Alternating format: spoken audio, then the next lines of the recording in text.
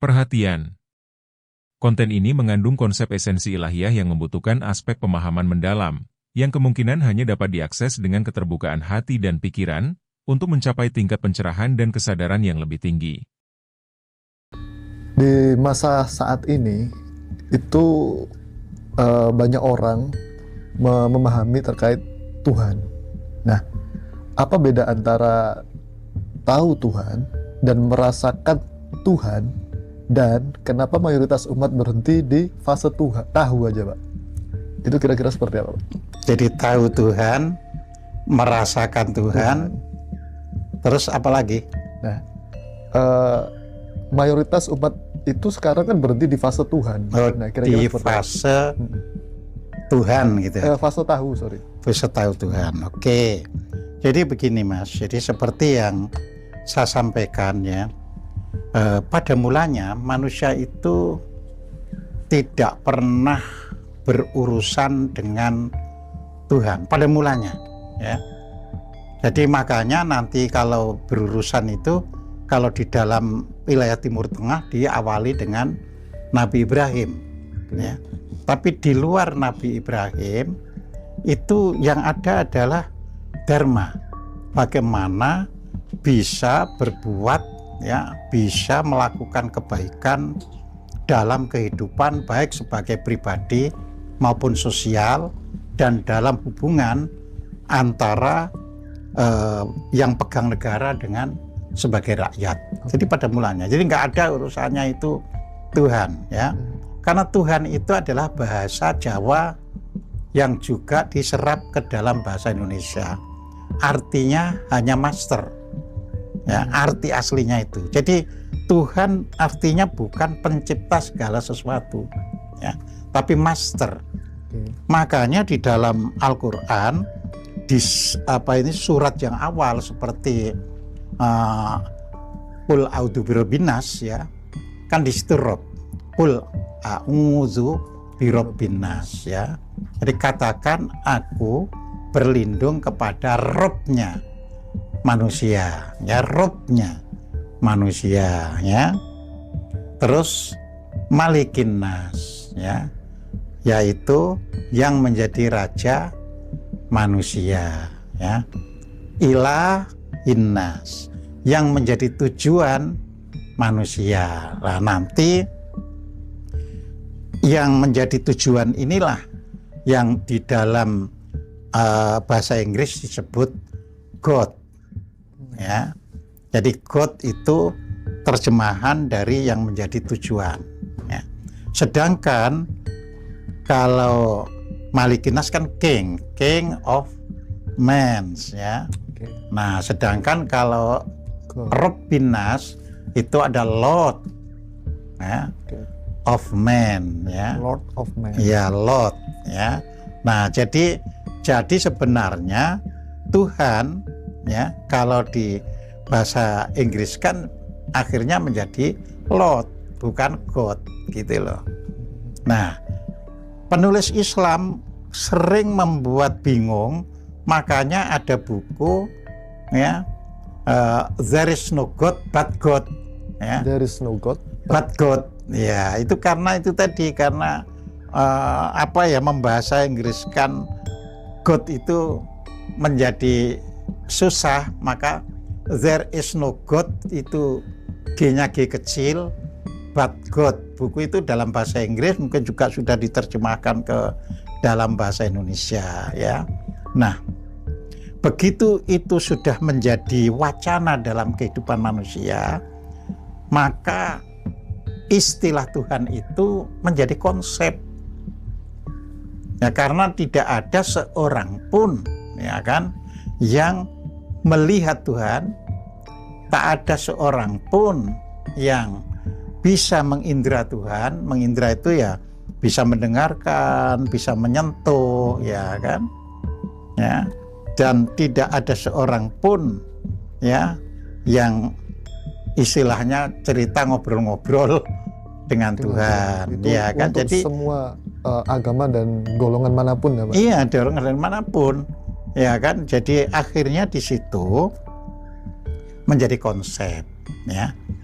Loh, Berarti konsep itu bukan kebenaran. Ya memang bukan, tapi kebenaran itu didekati dengan konsep, kan gitu kan.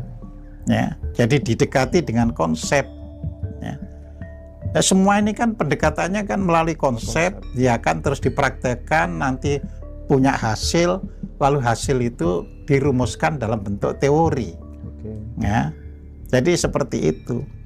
Jadi disinilah kita ini harus bisa memahami. Jadi Tuhan karena itu sebagai konsep, ya untuk negara-negara maju terutama itu di dalam penelitian ya menjadi semakin sedikit jumlahnya, persentasenya itu semakin kecil orang yang bertuhan itu, ya, yang teis itu menjadi semakin kecil. Karena Ya. sudah mengerti konsep. Karena tadi, itu ya. konsep. Nah, bagaimana sebagian besar? Sebagian besar terbelah menjadi dua. Ya, yang memandang there is no God, artinya ateis, ya kan? Nah, yang kedua, ya, itu agnostik. Jadi tidak ada urusan Tuhan itu disebut ada atau tidak ada, yaitu agnostik. Nah, jadi seperti itu. Nah, jadi bahkan ada negara yang padahal itu bukan negara komunis, ya, kayak negara-negara di Eropa itu sudah mulai banyak, sampai 80% orang itu sudah tidak beragama dan bertuhan lagi, ya. Itu di Eropa, Pak, ya? Di Eropa. Nah, ya, pertanyaan kan? saya, ketika itu kemudian diterapkan di negara kita atau di Nusantara, kira-kira seperti apa itu, Pak? Apakah kita dianggap kafir karena mengikuti konsep tersebut? Konsep itu berkaitan dengan sejarah manusia, Mas. Story, ya? Iya, ya, history of human being, ya. Jadi itu sejarah manusia. Okay. Ya, sama dengan kita mula-mula nggak ada urusannya dengan Tuhan, terus muncul urusannya dengan Tuhan. Ada Tuhan, ya kan? Jadi seperti itu, ya. Maka kalau kita misalnya ya membaca Serat Centini itu baru ditulis pada abad 19. Tapi sebutan untuk Tuhan itu sedikit sekali. Ya. Padahal itu 5.000 halaman. Tapi sebutan untuk Allah, untuk Tuhan itu sedikit sekali.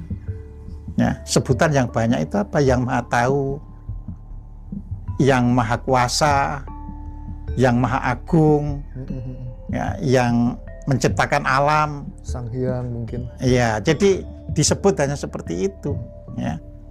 Nah, yang ditekankan itu terus ajaran. Jadi bagaimana sih manusia itu setelah bertuhan? Nah, ajarannya seperti apa? Tatanan, ya kan? gitu, Pak. Iya. Jadi misalnya Islam, ya kan, jelas dari awal konsepnya itu tadi ada 3 tadi. Ada Rabbin Nas, Rabbun Nas, Malikun Nas, sama Ilahun Nas. Ini konsepnya, ya kan? Nah, jadi di dalam tatarannya, tapi kan Nabi sendiri tidak langsung lari ke Ilahin Nas, ya. Misalnya di dalam Al-Quran dimulai dari Iqra, ya. Jadi Iqra, ya, jadi disuruh membaca, ya. Jadi apa yang dibaca, ya. Jadi di situ dengan nama Tuhanmu, ya, yang menciptakan, ya. Menciptakan apa? Menciptakan yang disebut sebagai, ya, alaq, ya, alaqoh, ya. Jadi itu artinya benih embrio manusia, ya. Jadi seperti itu. Nah, itu artinya apa? Yang dibaca itu dirimu dulu, bacaan, kan gitu kan, ya. Jadi manusia itu untuk tahu semuanya suruh baca dirinya. Oke. Ya. Jadi khalaqal insana min alaq. Jadi oh, manusia ternyata yang harus itu, ya. Terus nanti pada surat berikutnya, yaitu apa ini, di situ dikatakan dalam surat Qalam, ya, wa innaka la'ala khuluqil azim. Engkau itu, ya, berada pada akhlak yang mulia, yang agung. Jadi budi pekerti, ya. Ini ajaran agama, jadi bukan Tuhannya dulu yang disebut. Berarti kita harus membaca diri kita sendiri, Pak. Membaca diri Tidak sendiri. hanya membaca teks atau Ya, terus setelah dibaca kan ada implementasinya kita, itu berupa perilaku. Oke. Makanya hadis Nabi mengatakan innama bu'itsu liutammima makarimal akhlak, ya. Jadi saya ini, ya, dibangkitkan, ya, untuk mengutamakan akhlak yang mulia. Ya, jadi budi pekerti dulu. Ya. Nah, udah jalan nggak pernah ada urusan sholatnya kayak apa, nunya kayak apa, nggak ada, ya. Sampai pindah ke Madinah, ya kan. Nah, meskipun sudah pindah ke Madinah, ya kan, tidak lantas kan terus apa itu ngubah itu, tapi mulai diingatkan, ya kan, sebagai yang menjadi tujuan. Nah, al-ilahnya gitu loh, ya. Jadi al-ilah ini yang menjadi tujuan dalam kehidupan, ya. Nah, makanya mulai disitulah Allah pelan-pelan diperkenalkan, ya. Jadi bukan apa itu langsung siapa, ya, yang disebut Tuhan itu bukan, tapi diperkenalkan Allah itu yang menciptakan fatiris samawati wal ardo, ya. Jadi yang menciptakan langit dan bumi. Jadi semacam itu, ya. Sambil membackup, melindungi komunitas yang sudah mulai terbentuk. Makanya ketika di Madinah dibuatlah, ya, piagam Madinah, ya. Dan dalam piagam itu pun pluralitas itu dipegang teguh, ya. Jadi bukan untuk orang Islam, ya, tapi untuk semua penduduk Madinah, ya. Jadi itu kalau sampai Madinah itu diserang, ya kan, dalam piagam Madinah itu, maka orang-orang yang menjadi pengikut Nabi Muhammad, ya, itu pun belum disebut Islam. Orang-orang yang menjadi pengikut Nabi Muhammad itu kan akan melindungi Madinah, ya. Nah, sebaliknya, karena ini kan Madinah itu tempat hijrah, maka tidak ada kewajiban orang asli Madinah untuk mengikuti, artinya membela Islam, tidak ada kewajiban, gitu loh.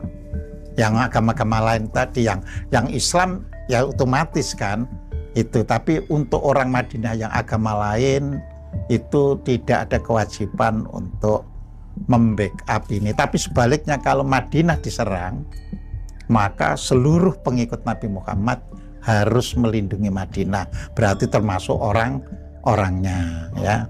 Nah, ini berarti berdasarkan perilaku betul-betul, ya, yang bersumber pada nilai ketuhanan, ya. Nah, jadi kalau umat Islam itu hanya dibawa hanya supaya Tuhanmu, Tuhan Allah gitu, lah itu senang itu para penjajah itu, ya, karena di sini akan dijadikan brainwashing, ya. Ketika sudah di brainwashing, maka subconsciousnya hanya berisi keyakinan Allah tanpa perjuangan, ya. Yang penting pokoknya berserah 100% kepada Allah, mati pun, ya, karena Allah, ya, hanya akhirnya seperti itu. Berarti itu sebenarnya sebuah teori untuk pencucian otak, mungkin seperti itu, Pak. Oh iya, memang dalam perjalanan itu. Maka seperti waktu yang lalu sudah saya sampaikan, agama adalah alat yang paling mudah untuk digunakan dalam perpolitikan. Oke. Ya, paling mudah. Ya. Artinya politik bisa menggunakan apa saja gitu loh, ya. Iya. Tapi paling mudah itu kalau menggunakan agama. Mungkin termasuk pembodohan, Pak, ya. Loh, semua yang untuk memakai orang untuk tujuan kelompok tertentu ya pembodohan. Kalau tujuan untuk membangun kejayaan bangsa ya bukan pembodohan. Karena kita juga misal nih saya Pak, dari kecil kan sudah di apa namanya, dijejali atau disugesti bahwasanya nanti di akhir zaman itu umat yang tidak bisa dikalahkan adalah kaum Israel. Berarti kan seolah-olah saya itu berpikir akhirnya, ngapain saya belajar tinggi-tinggi, ngapain saya gini saya gitu. Nyatanya juga yang menang itu kok. Itu mungkin bagian dari teori mereka juga. Ya, berbosing. Ya seperti tadi seks Subakir, ya kan. Itu untuk membersihkan numbal Jawa, untuk membersihkan jin-jin yang pada waktu itu masih mengisi Pulau Jawa. Okay. Ya, padahal Mojopahit itu sudah bisa membuat kapal jung yang besar. Benar, Pak. Sudah bisa membuat cetbang atau meriam. Ya. Nah, semua itu kan dihilangkan dengan modal-modal seperti itu. Ya, dan proses itu berjalan sampai hari ini. Iya. Ya. Buktinya apa? Buktinya adalah menurunnya kualitas pendidikan di Indonesia, ya. Jadi beberapa minggu yang lalu itu ada laporan dari University of Harvard, ya, tentang pendidikan, bahwa Indonesia saat ini 2026 ini dibandingkan pendidikannya dengan negara yang maju yang diukur sejak Indonesia merdeka, yaitu 80 tahun yang lalu, maka negara Indonesia ini kualitas pendidikannya sudah tertinggal 128 tahun. Jadi merdeka 80 tahun tapi tertinggalnya 128 tahun, ya. Itu bisa kita lihat dari sudut kondisi itu. Nah, mereka juga memberikan alasan. Alasannya apa? Ya, alasannya adalah kurikulum yang berganti-ganti, ya kan? Itu yang pertama. Ya. Yang kedua, pergantian kurikulum yang satu dengan yang lain itu tidak ada arahnya. Kemana sebenarnya kurikulum ini dibuat, itu untuk apa? Ya. Oke. Berarti tidak terkonsep gitu, Pak, ya? Iya. Yang ketiga, ya kan,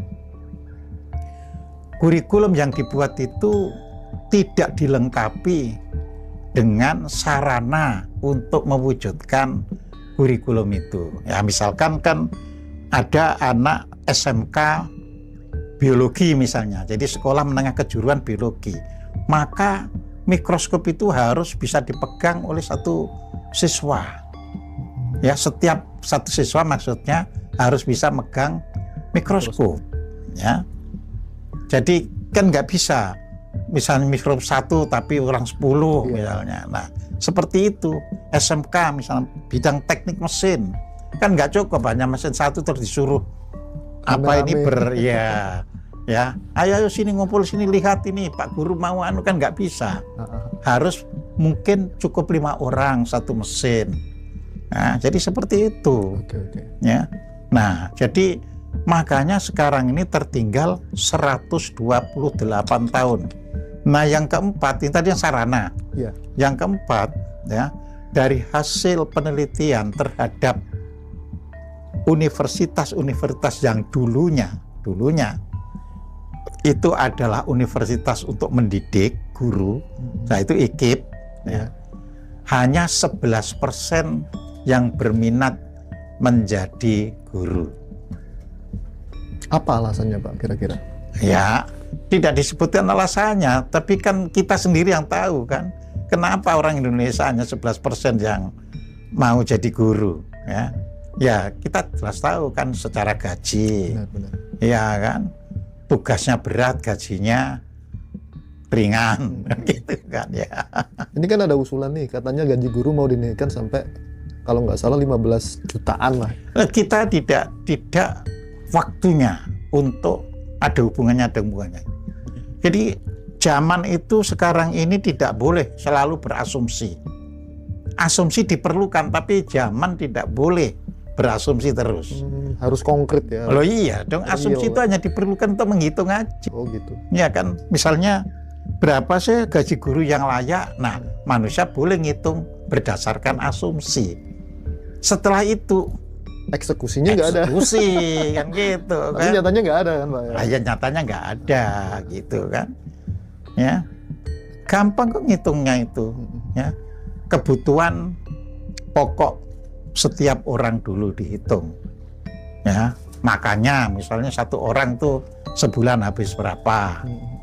Ya, satu orang loh dulu loh ya, ngitungnya kan satu orang, bahwa nanti ada istri baru dihitung sebagai tambahannya, additionalnya.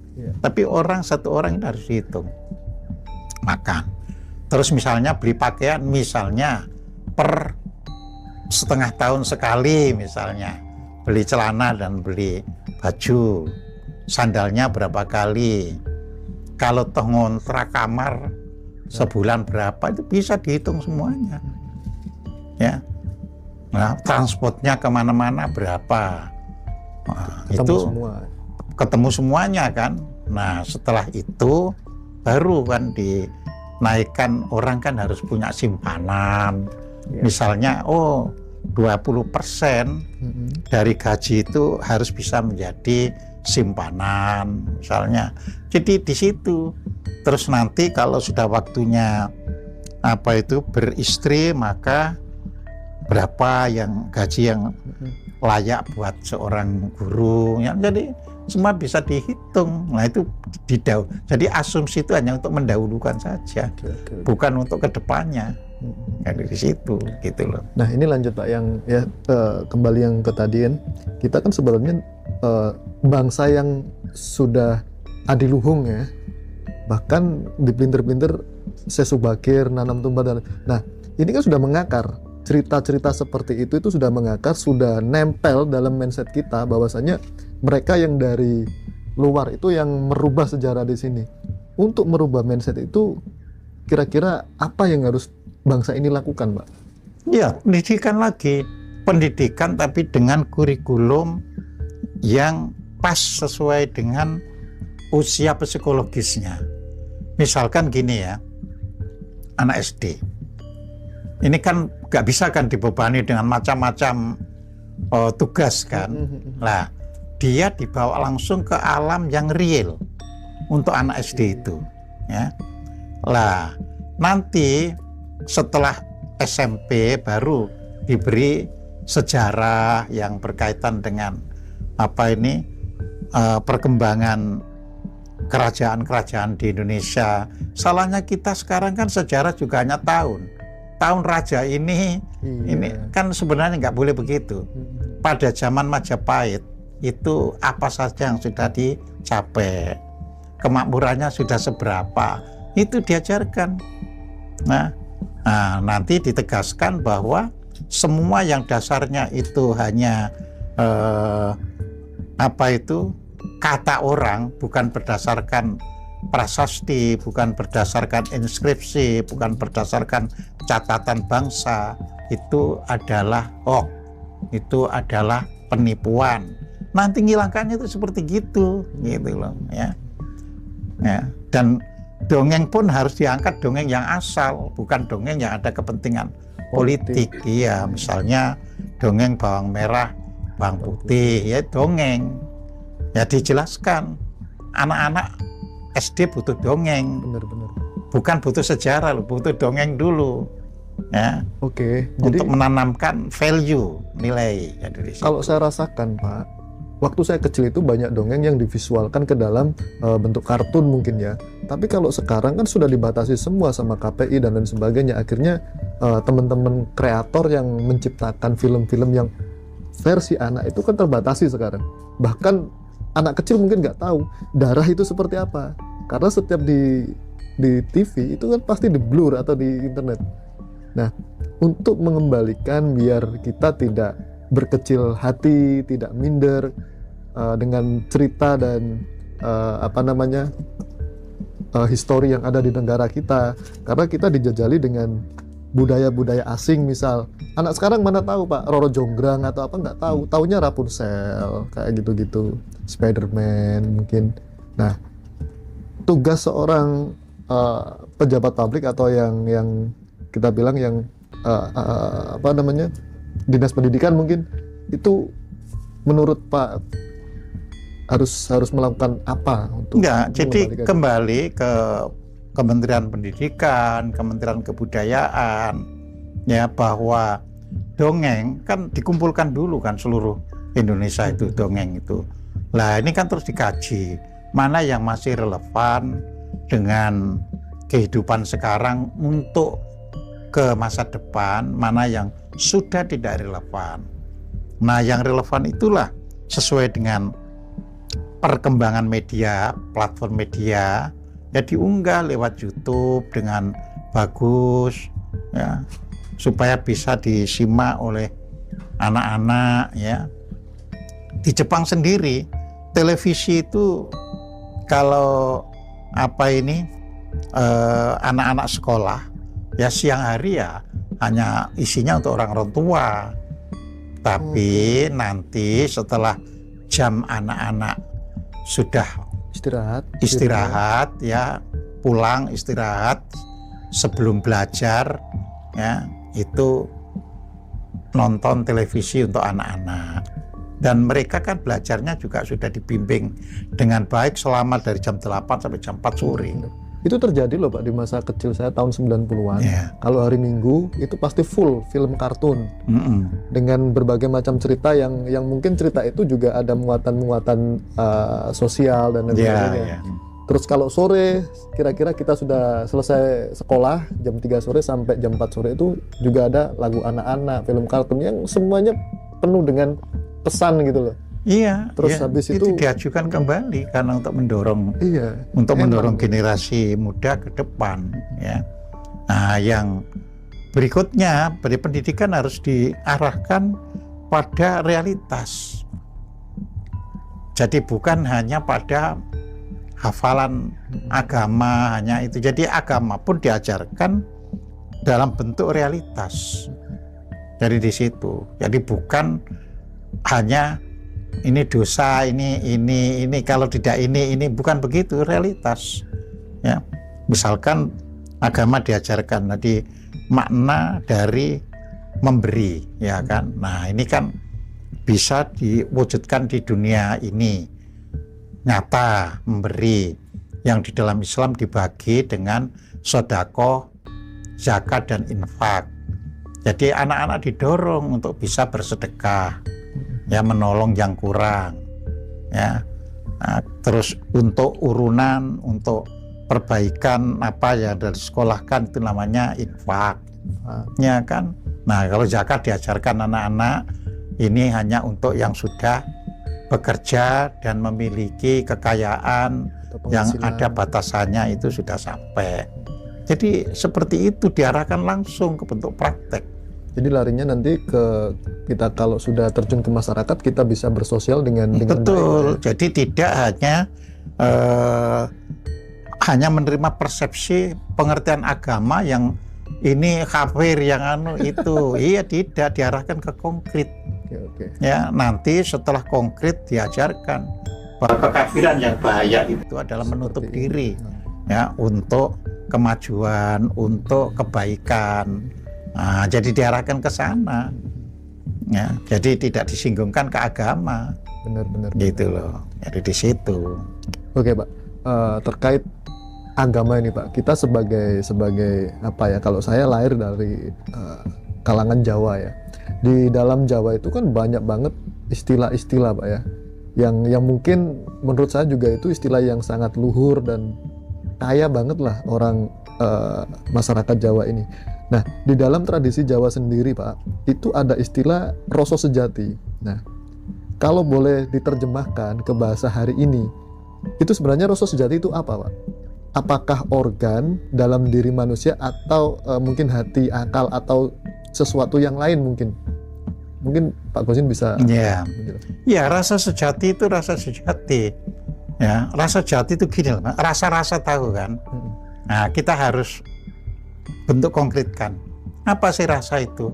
Kalau di lidah, ya kan, itu bisa merasakan manis, ya, asam, ya, terus sepet itu, ya kan, pahit, ya, hambar, asin, payau, ya, payo itu kalau di lidah, ya kan, itu rasa kan. Terus kalau di kulit, ya kan, ya ada rasa perabaan, Jadi dikonkretkan dulu, ya kan? Jangan lari ke sejatinya dulu. Ya. Oke. Nah, jadi semua yang bisa dirasakan oleh tubuh itu berarti rasa lahiriah. Nah, di situ. Yang Terus, direspon tubuh ya. ya oleh tubuh. Terus ada lagi rasa yang dirasakan oleh batin manusia. Misalnya melihat sesuatu merasa senang, ya kan, merasa jijik, ya kan. Nah itu oleh batin, ya banyak sekali kan perasaan batin itu. Iya, ada sedih. Ya, ya kan ada sedih. Wong orang Jawa membilangi senang, gembira ini pun bisa dibedakan. Oh gitu Pak. Iya, jadi di situ riang. Ya kan kalau perasaan itu happy-happy aja kan riang berarti gitu. Wah, dia hidupnya kok riang selalu ya. Rasa batin ya. Ini belum ke sejati dulu. Iya. Tapi yang jelas ada rasa yang bisa dirasakan oleh tubuh, ada rasa yang bisa dirasakan oleh batin, ya kan? Rasa tubuh ada yang positif, ada yang negatif. Ya kan, yang positif ya misalnya kalau kita butuh pedas ya sekedar bisa menikmati pedasnya. Tapi kalau terus cabenya banyak sehingga pedasnya itu tidak bisa dinikmati lagi kan negatif, ya kan? Atau kita dicubit, ini tubuh ya sakit, berarti rasa lahir tapi negatif. Ya kan? Nah, jadi sama batin juga ada yang positif, ada yang negatif. Yang positif ya riang, senang, gembira, bahagia. Ya, itu yang positif. Yang kalau kecewa, dongkol, benci, dendam, negatif, ya kan? Nah, hidup itu prinsipnya adalah positif. Ya kan?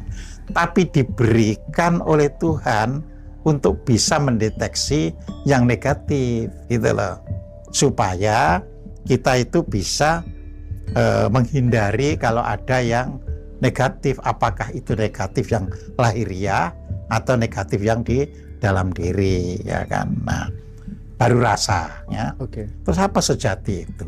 Itu kan? Itu. Sejati itu adalah sesuatu yang apa adanya. Sesuatu yang apa adanya, tidak dikarang-karang, tidak dibuat-buat. Nature itu Pak ya. Nature, ya. Apa adanya, ya. Loh, apa ada? Iya, misalnya Anda lapar. Ya kan?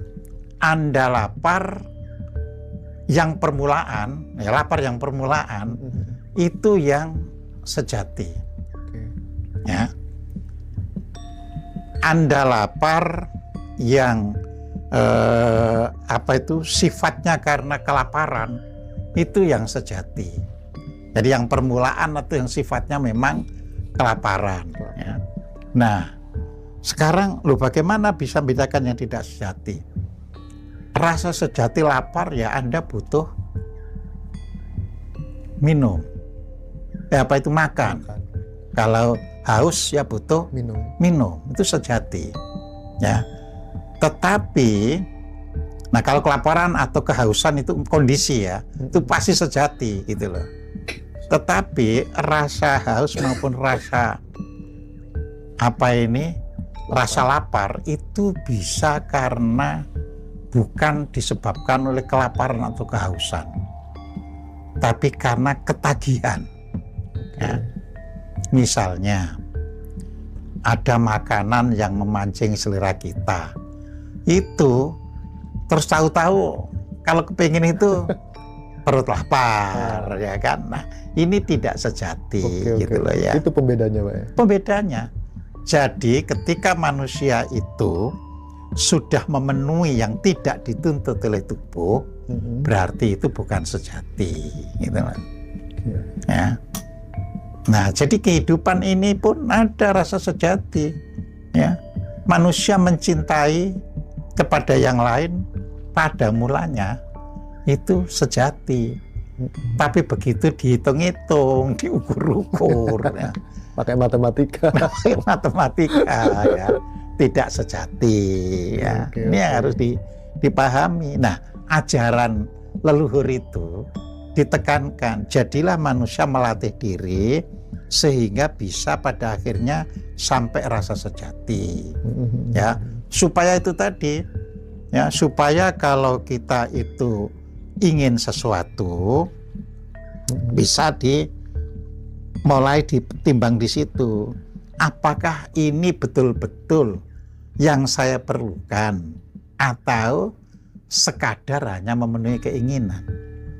Itu yang banyak orang nggak tahu Pak sebenarnya. Lah iya kan, tapi kan bisa dirasakan kan. Iya.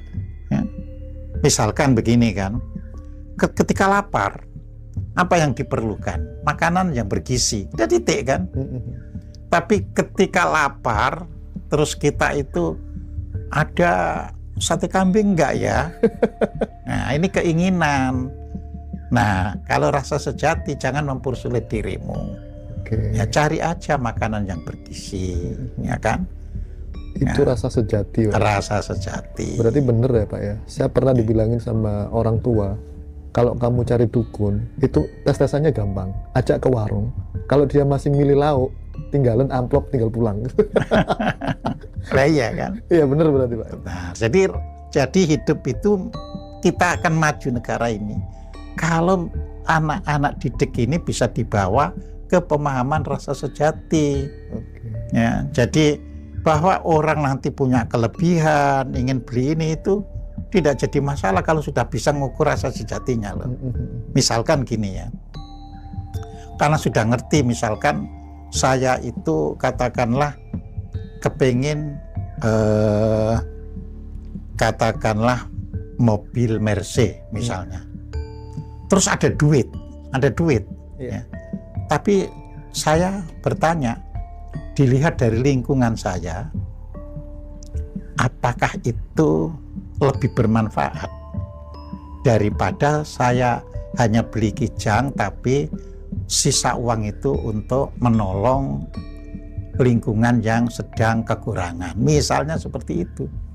Ya, nah, bangsa-bangsa maju sudah dibawa ke sana, makanya mereka disuruh ikut membayar pajak ya, sungguhan dan sebagainya. Jadi seperti itu. Kita juga sungguhan Pak, bayar pajak mahal loh di Indonesia ini. Tapi kenyataannya lebih mahal, iya.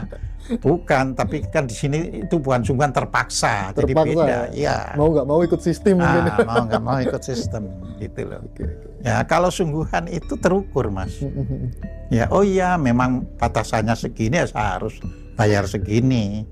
Ya dan tidak dimanipulasi oleh siapapun. Dengan penuh kesadaran. Dengan penuh kesadaran, gitu loh. Oke. Nah itu akan bisa maju. Ya saya itu sering memperhatikan ya. Zaman saya masih bekerja di perusahaan, orang asing itu ya bisa orang Prancis, bisa orang Jerman, bisa orang Jepang, yang selevel GM, ya, itu pulpennya selalu pulpen biasa. Maksudnya pulpen ya sekedar pulpen untuk nulis. Fungsional. Pada waktu itu kan belum komputeran, jadi pulpen ini masih diperlukan, tapi fungsional. Tapi kita kan Montblanc, di situ ya kan, yang harganya berapa kali lipat. Bener banget.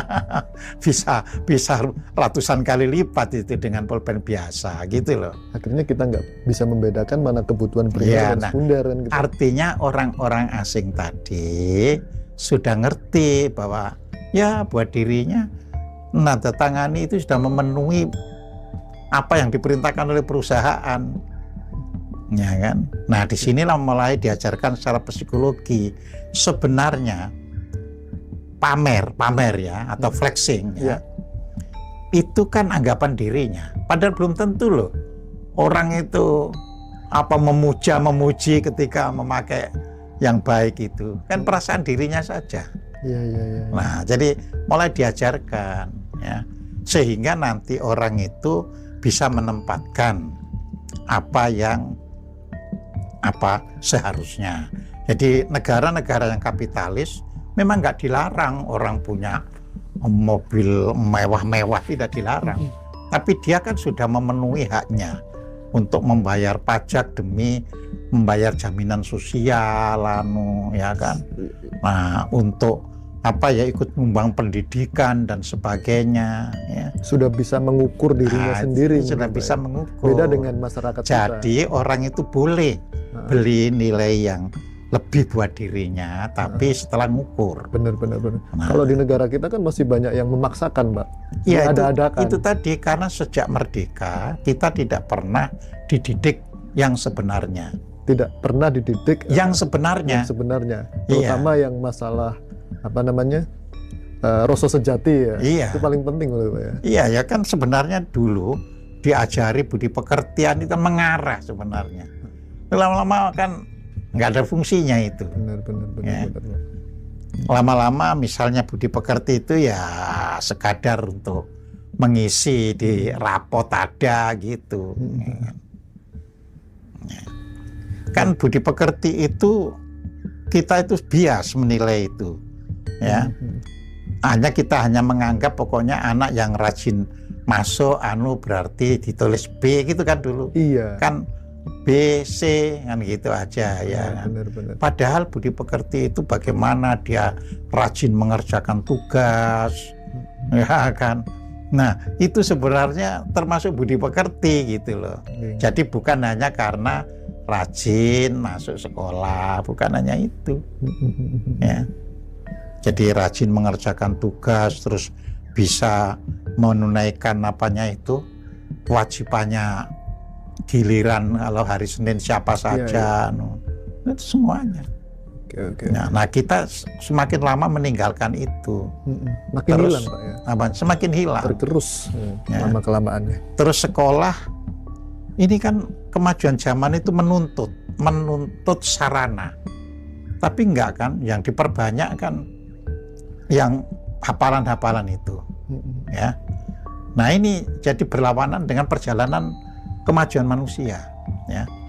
Saya di dalam sebuah seminar tahun 17 itu pernah saya sampaikan bahwa Indonesia ini seharusnya mulai mengedepankan pendidikan vokasi. Jadi sekolah menengah itu kan terdiri dari SMA dan SMK. Itu harus lebih banyak SMK-nya